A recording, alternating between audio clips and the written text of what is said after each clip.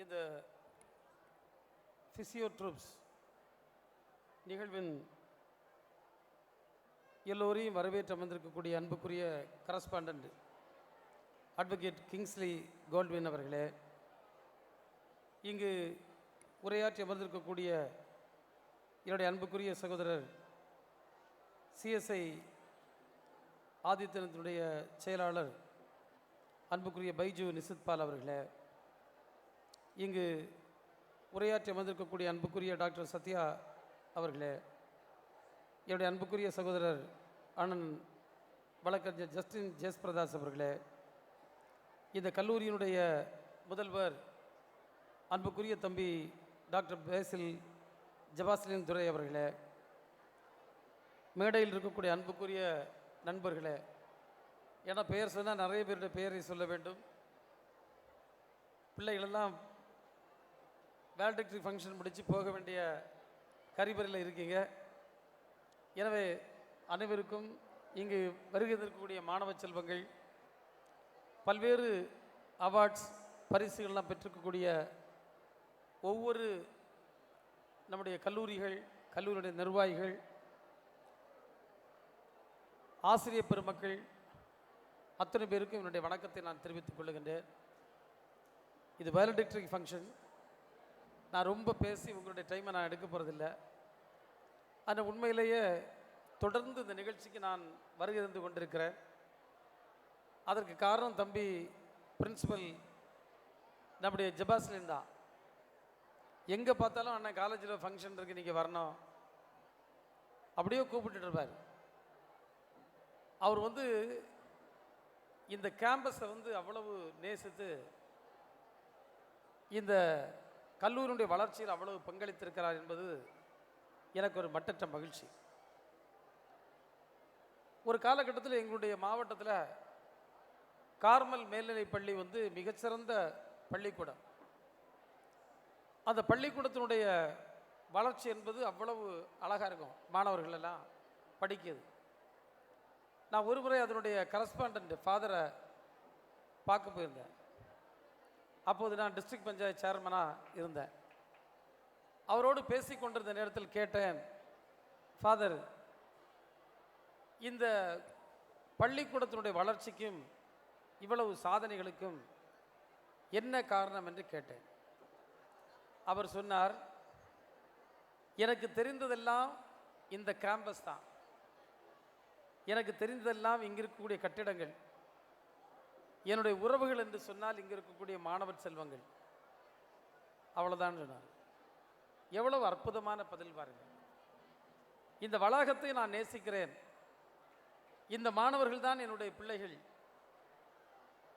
அதை தாண்டி வேறு எதுவும் இல்லை என்று கூறினார். உண்மையிலேயே தம்பி பேசில் அவர்களை பார்க்கும்போது நான் அதைத்தான் பார்க்கிறேன். நான் இந்த கல்லூரியினுடைய அடிக்கல் நாட்டி இதை துவங்கிய நாளில் நான் இங்கு வருகை புரிந்திருந்தேன். உண்மையிலேயே 25 ஆண்டுகள் ஓடி இருக்கிறது. அன்றைக்கு இந்த மேடையில் ஒருவர் பேசியது இன்றைக்கும் என்னுடைய காதுகளில் ஒலித்து கொண்டிருக்கிறது. இந்த கல்லூரி முன்னால் உங்களுக்கு தெரியும், ஒரு தொழுநோய் ஆஸ்பத்திரியாக இருந்த இடம். அதனுடைய வரலாற்றை பற்றி அன்றைக்கு ஒருவர் பேசினார். அந்த கூட்டத்தில் கலந்து கொண்ட அத்தனை பேரும் அன்றைக்கு கண்ணீர் விட்டோம். காரணம், ஒரு வெள்ளைக்கார மிஷனரி அம்மா அவ்வளவு கஷ்டப்பட்டு இங்கிலாந்தில் இருக்கக்கூடிய தெருக்களில் அவங்க சர்க்கஸ் நடத்தி அதில் கிடைக்கக்கூடிய வருவாயை சேமித்து அதை கொண்டு இங்கு அன்றைக்கு இந்த தொழுநோய் ஆஸ்பத்திரியை நிறுவி நடத்தினார் என்ற வரலாறு கேட்ட நேரத்தில் உண்மையிலேயே எனக்கெல்லாம் அவ்வளவு ஒரு உணர்ச்சி வசப்பட்டு விட்டோம் நாங்கள் எல்லாம். இதற்கு பின்னால் அவ்வளவு தியாகம் இருக்கிறது, அவ்வளவு தியாகம் இருக்கிறது.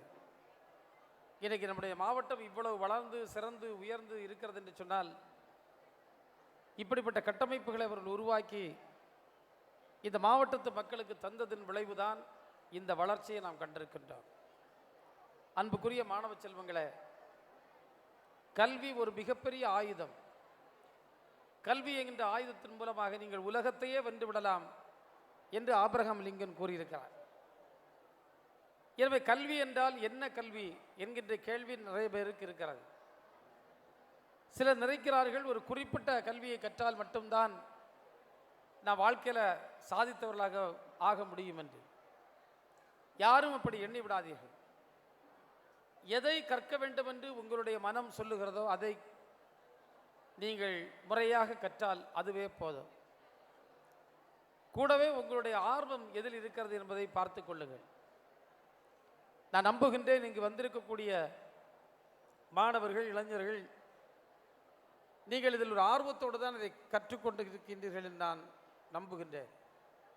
ஏனென்றால் ஒவ்வொரு ஆண்டும் நான் இங்கு வருகின்ற நேரத்தில் நாள் முழுவதும் நடக்கக்கூடிய பல்வேறு கலை நிகழ்ச்சிகள், விளையாட்டுகள், போட்டிகள் ஒவ்வொன்றிலும் இங்கு இருக்கக்கூடிய மாணவ செல்வங்கள் அவ்வளவு அக்கறையோடு கலந்து கொண்டு இரவு வரை இருந்து அந்த நிகழ்வுகளை பார்த்து செல்லுகின்ற அந்த அற்புதமான தருணத்தை நான் எண்ணுகின்ற நேரத்தில் உண்மையிலேயே உங்களுடைய அர்ப்பணிப்பை நான் பார்த்து மகிழ்கின்றேன், பாராட்டுகின்றேன். இந்த ஃபிசியோட்ரூப்ஸ் நிகழ்ச்சிக்கென்று ஒரு சிறப்பு இருக்கிறது. இந்த உலகத்தில் யாரும் பாராட்டுவதில்லை. ஆனால் உண்மையிலேயே ஒவ்வொரு ஆண்டும் தமிழ்நாட்டில் இருக்கக்கூடிய, கேரளாவில் இருக்கக்கூடிய, பாண்டிச்சேரி போன்ற பகுதியில் இருக்கக்கூடிய கல்லூரிகள் அனைத்தையும் அழைத்து அவர்களை பாராட்டி விதவிதமான பல்வேறு அவார்டு கண்டுபிடிச்சு அதையெல்லாம் அவர்களுக்கு வழங்கி அவளை ஊக்கப்படுத்தி உற்சாகப்படுத்தி அனுப்புகின்ற ஒரு அற்புதமான பணியை இந்த கிறிஸ்டியன் காலேஜ் ஆஃப் ஃபிசியோதெரபி செய்து வருவது உண்மையிலேயே பாராட்டக்கூடிய ஒன்று. மோட்டிவேஷன், ரெகக்னிஷன், அப்ரிசியேஷன், அவார்ட்ஸ் இவையெல்லாம் உண்மையிலேயே ஒருவருடைய வளர்ச்சிக்கு ஒரு ஏணி வைத்து கொடுப்பது போன்றது என்று நான் கருதுகின்றேன். எனவே தான் ஒவ்வொரு ஆண்டும் இங்கு வருகின்றவருடைய எண்ணிக்கையும் அதிகரித்து கொண்டிருக்கிறது, பங்களிக்கக்கூடிய கல்லூரிகளின் எண்ணிக்கையும் அதிகரித்து கொண்டிருக்கிறது. இதை முறையாக, மிக அழகாக, நேர்த்தியாக இங்குள்ள நிர்வாகமும் அன்பு தம்பி பேசல் அவர்களும் செய்து வருவது ஒரு கண்கொள்ளா காட்சியாக நாங்கள் எல்லாம் பாராட்டக்கூடிய ஒன்றாக அமைந்திருக்கிறது. அன்புக்குரிய நண்பர்களே, கடைசியாக ஒன்றை சொல்லுகின்றேன். இன்றைக்கு மருத்துவ உலகம் என்பது பறந்து விரிந்து சென்று கொண்டிருக்கிறது. அது எப்படி விரிவாக்கம் செய்யப்பட்டு வருகிறது என்பது நாம் எண்ணி கூட பார்க்க முடியவில்லை. ஒரு காலகட்டத்தில் நான் கருங்கல் பகுதியை சார்ந்தவன். எங்கள் ஊரில் ஜேம்ஸ் கம்பவுண்டர்னு ஒரு பெரியவர் இருந்தார். அவருடைய மகன் இப்போ ஜேம்ஸ் ஹாஸ்பிட்டல் இங்கே வச்சுருக்காரு. அதை தாண்டி போனீங்கன்னா அங்கே பாலூரில் இன்னொரு கம்பவுண்டர் இருந்தார். 2 கம்பவுண்டர் தான். இப்போ இந்த கம்பவுண்டரில் வாடகையே நான் கேட்கல. அப்போ இன்னைக்கு பார்த்தீங்கன்னா அவ்வளவு ஹாஸ்பிட்டல்ஸ். அதுக்கு பிறகு அன்னைக்கு பொதுவாக ஒரு மருத்துவர் இருப்பார். இன்னைக்கு ஒவ்வொரு ஸ்பெஷாலிட்டிக்கும் ஒவ்வொன்றுக்கும் பிரான்ச்சுக்கும் தனித்தனி ஸ்பெஷலைஸ்டு டாக்டர்ஸ். அதுக்கு பிறகு பார்த்தீங்கன்னா இந்த ஃபிசியோதெரபி, இன்னைக்கு முதியோர்களுக்கான மருத்துவம், குழந்தைகளுக்கான மருத்துவம், ஹார்ட்டுக்கான மருத்துவம், கிட்னி ட்ரீட்மெண்ட்டுக்கான மருத்துவம், டயாலிசிஸுக்கான கோர்ஸு. ஐயோ, கோர்சஸ் நம்ம எண்ணி கூட பார்க்க முடியாது. அவ்வளவு கோர்சஸ் வந்துட்டு இருக்கு. இது ஒரு பக்கம். இன்னொரு பக்கம் பார்த்தீங்கன்னா நம்முடைய data analytics, artificial intelligence, robots போன்றவை எல்லாம் மருத்துவ ஃபீல்டுக்குள்ளே வரக்கூடிய ஒரு நிலை. இப்படி அதனுடைய ஸ்கோப் ரொம்ப விரிவுபட்டு சென்று கொண்டிருக்கிறது. இந்த இயன்மை மருத்துவம் என்று சொல்லுகிற ஃபிசியோதெரபியும் இன்றைக்கு ஒரு நல்ல நிலையை அடைந்திருக்கிறது. ஏனென்றால் இதற்கான வாய்ப்பும் நிறைய இருக்கிறது. இன்றைக்கு இருக்கக்கூடிய வாழ்வியலில், மக்களுடைய வாழ்வியல் முறையில் பல்வேறு ஹெல்த் சார்ந்த சவால்கள் இருந்து கொண்டிருக்கிறது. அவற்றை எதிர்கொள்வதற்கு இந்த ஃபிசியோ டீம் முக்கியமாக தேவைப்படுகிறது. எனவே இதற்கான ஸ்கோப் ரொம்ப நல்லா இருக்கும். அதில் எந்த விதமான சந்தேகம் இல்லை. நீங்கள் இதை முறையாக கற்றுக்கொள்ள வேண்டும் என்பது என்னுடைய அன்பான வேண்டுகோள்.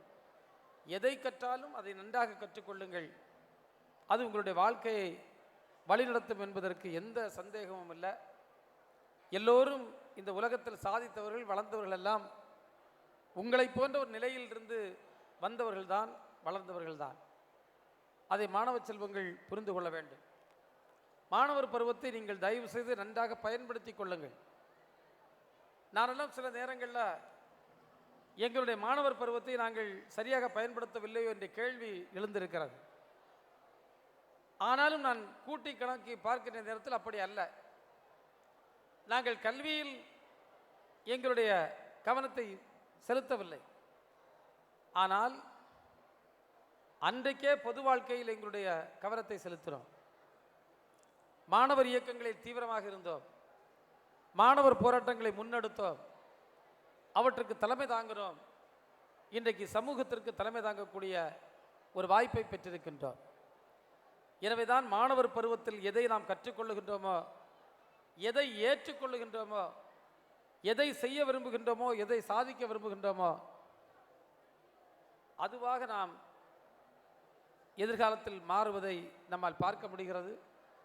அந்த நிலையில் நல்ல இலக்குகளை வைத்து நல்ல முறையில் கல்வியை கற்று நீங்கள் உங்கள் பயணத்தை நம்பிக்கையுடன் தொடங்குங்கள். நிச்சயமாக நீங்கள் வாழ்வில் வெற்றி பெறுவீர்கள் என்று கூறி, தொடர்ந்து இந்த ஆண்டும் என்னை அழைத்து சிறப்பித்த இந்த கல்லூரிக்கும் கல்லூரியுடைய தாளாளர் வழக்கறிஞர் கோல்வின் அவர்களுக்கும் தம்பி பேசல் அவர்களுக்கும் என்னுடைய மனப்பூர்வமான நன்றியை, வாழ்த்துக்களை தெரிவித்து விடைபெறுகின்றேன். வணக்கம். Thank you, sir, for your inspiring words.